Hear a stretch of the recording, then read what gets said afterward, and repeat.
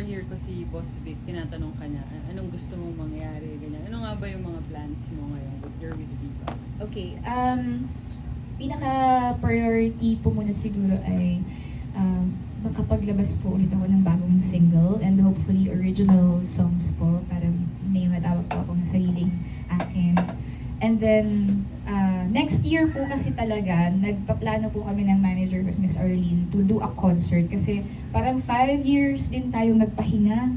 Last natin, 2018 pa po sa Soler, yung solo concert. So, tagal din pong nagpahinga. Yung mga fans po, sila, parang, nagde-demand or nagka-crave na mag-concert naman daw po ako nung pandemic, digital concert.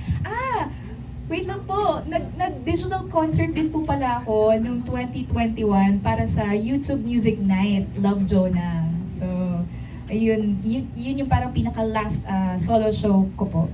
But anyway, gusto rin po talaga ng mga supporters ko na bumalik po ulit ako sa live concert scene. So next year po, may gagawin po kami.